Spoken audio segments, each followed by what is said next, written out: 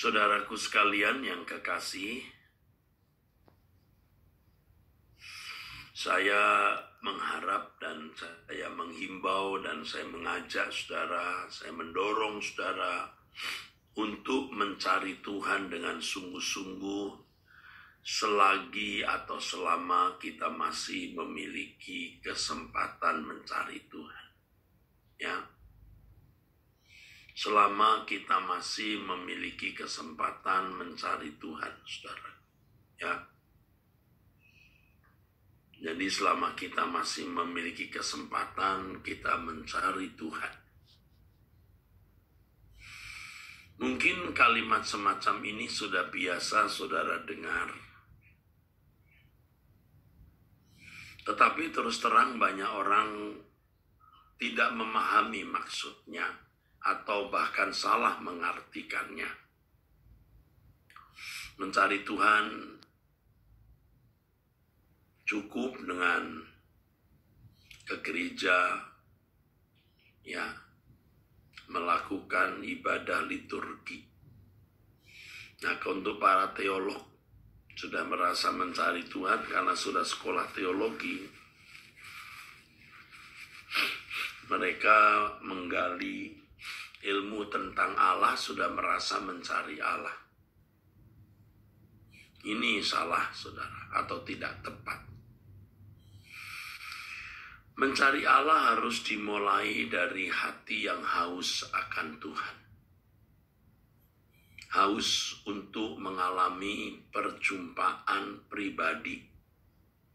Haus untuk mengalami perjumpaan pribadi. Dalam hal ini kita tidak pernah merasa puas. Ya. Kita akan selalu merasa kurang. Maka kita akan terus menyediakan diri, menyediakan waktu, selain memikirkan, merenungkan Tuhan, di tengah-tengah kesibukan hidup kita, mengkaitkan semua kejadian yang kita alami dengan kehadiran Tuhan. Kita juga pasti menyediakan waktu untuk berdiam diri di hadapan Tuhan, seperti doa pagi kita ini, saudara. Sampai suatu saat saudara bisa mengalami perjumpaan pribadi.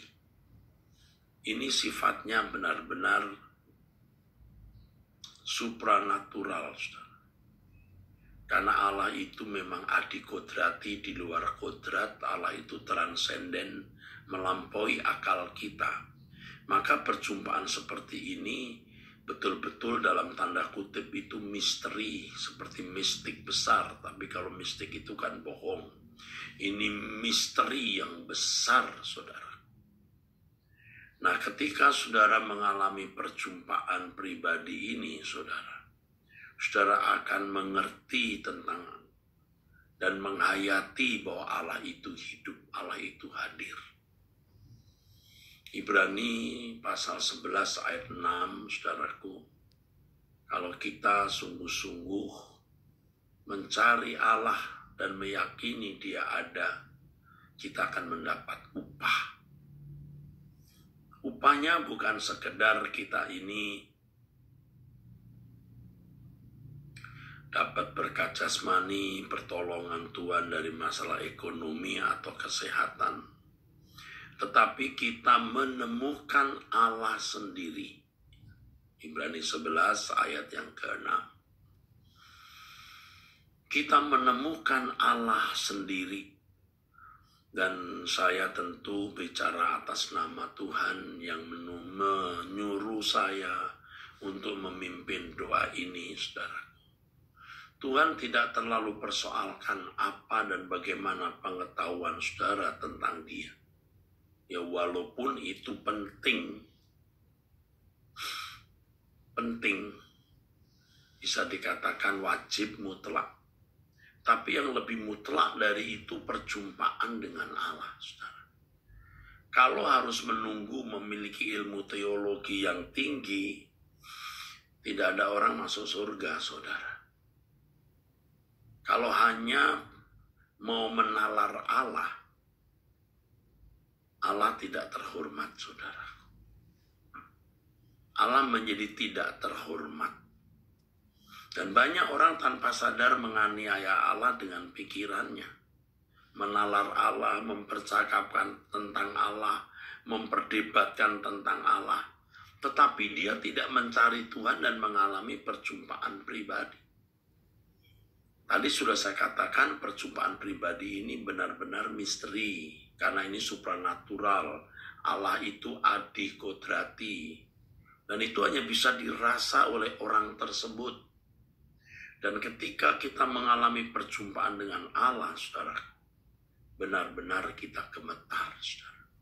Kita takut sekali. Jadi kita menghadapi Allah yang berpribadi. Bagaimana kita bisa bertemu dengan Tuhan pribadi ke pribadi. Ingat, ini adikodrati tidak bisa dijelaskan, tetapi orang yang mengalami ini akan memiliki kegentaran yang hebat sekali. Dan menurut apa yang saya pahami, Allah baru memberikan percikan kehadirannya untuk dialami secara pribadi. Kalau Allah memberikan lebih dari percikannya, rasanya kita mati, saudara. Tidak sanggup kita berdiri atau ada di hadapan Allah yang dahsyat. Nah, perjumpaan pribadi ini, saudaraku sekalian, akan memberikan kesaksian di dalam batin bahwa Allah itu ada. Makanya tidak mudah orang berkata Allah itu ada. Disertai dengan pengalaman konkret, yaitu perjumpaan pribadi ke pribadi. Anda pasti bingung kan lihat orang yang ilmunya tentang Tuhan banyak, tapi menggelapkan uang. Anda pasti bingung kan mendengar orang yang bisa bicara tentang Tuhan, tetapi selingkuh, menjahati orang, mempercakapkan keburukan orang, berkhianat, tidak menghormati orang lain. Kok bisa ya? Iya, karena dia tidak mengalami perjumpaan. Kalaupun dia berdoa, kalaupun dia memuji Tuhan, dia hanya berdoa dan memuji Tuhan kepada Allah yang ada di dalam fantasi nalarnya. Ya memang kita semua juga punya fantasi di dalam nalar kita tentang Allah, pasti ya saudaraku. Tetapi kalau orang mengalami perjumpaan pribadi dengan Allah, itu ada plusnya. Plusnya itu Allah yang telah dihayatinya dengan benar. Dan orang-orang seperti ini akan memiliki ketakutan akan Tuhan yang dahsyat. Juga dalam hidup sehari-hari dia pasti menjadi lebih suci. Kalau sebelum mengalami perjumpaan ini dia sembrono dengan perkataannya, si persembrono dengan perbuatannya, ya masih bisa mudah berbuat dosa, bisa. Tetapi perjumpaan dengan Allah ini akan membuat orang menjadi gentar, menjadi takut, saudaraku. Gentar dan takut. Gentar dan takut inilah yang akan membuat kita, saudaraku, yang pertama pasti lebih hidup suci. Tapi ajaib yang kedua membuat kita lebih tidak takut menghadapi segala persoalan-persoalan. Karena kita tahu Allah itu hidup. Dan kalau kita mengalami perjumpaan pribadi dengan Allah yang membuat kita gentar itu, kita rasanya ingin menyodorkan apa saja yang kita miliki untuk menyenangkan hati Bapa. Kita akan bertanya apa yang Bapa inginkan harus kulakukan. Nah, saudaraku sekalian, saya tadi katakan saya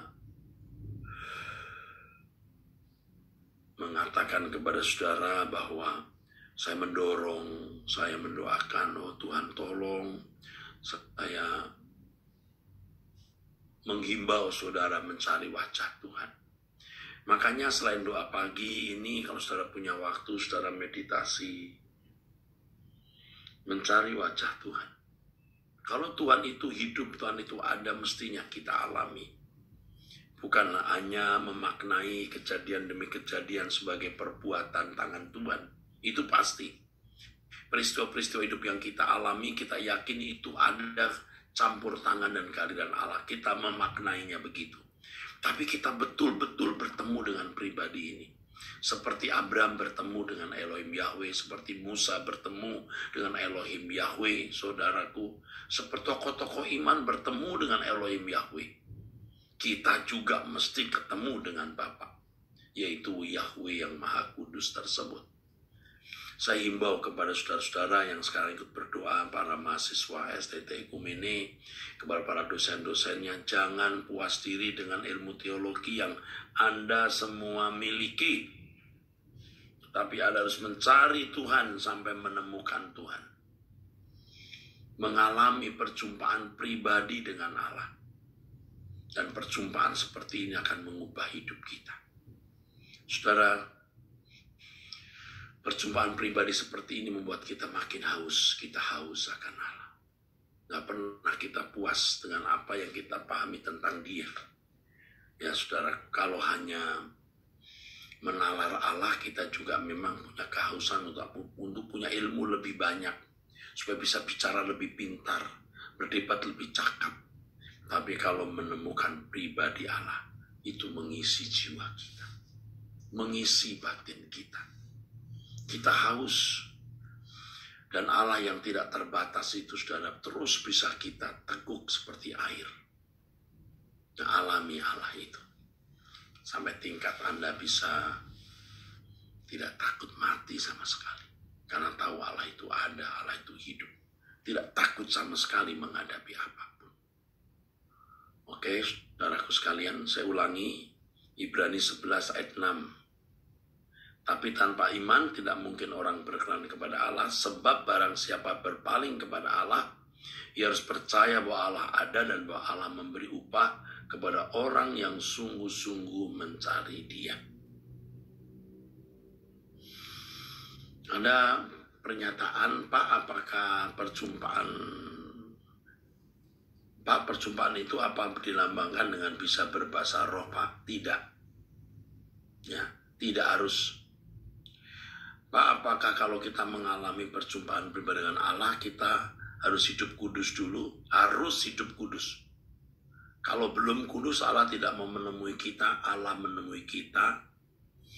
Tentu Allah menemui kita kalau kita dipandang memang belum dewasa. Jadi seperti anak-anak kita itu belum pinter, belum apa-apa, masih nakal, ya kita datangi, kita peluk, kita cium. Bau juga masih enak. Ini anak umur 3 tahun, 2 tahun, 4 tahun. Tapi kalau seumur 40 tahun, tidak bisa lagi. Tidak bisa lagi. Jadi kalau saudara Kristen baru atau anak-anak masih remaja, masih anak-anak, Tuhan, Anda masih bikin salah, bikin dosa, Tuhan masih paham, masih toleransi. Tapi kalau sudah belasan, puluhan tahun ikut Tuhan, mestinya umurnya sudah umur biologis, saudara 50 tahun, umur biologis. Happy birthday to you-nya sudah 50 tahun. Tapi kedewasaanmu tidak kedewasaan umur 50 tahun. Allah tidak mau urusan sama orang-orang begitu. Makanya orang seperti saya usia 62 tahun, pendeta, banyak khutbah, kalau nggak suci bener, tidak bisa menghampiri Allah. Ya. Aduh, masih banyak yang saya mesti sampaikan kepada saudara, tapi waktunya sudah habis, saudaraku. Ya, sudah melampaui waktu ini, biasanya cuma 9-10 menit. Baik, saudara sekalian, saya kira cukup itu, dan pertanyaan-pertanyaan yang ada akan saya jawab di ABAM. Termasuk yang tadi saya sebutkan akan saya jawab lagi di ABAM. Ya, ini pertanyaan-pertanyaannya akan saya jawab di Anda bertanya, Alkitab menjawab. Oke? Ayo, mari angkat tanganmu. Diberkatilah saudara oleh Elohim Yahweh Bapa di surga. Dalam nama Tuhan Yesus Kristus. Amin. Sampai jumpa saudara sekalian. Tuhan memberkati.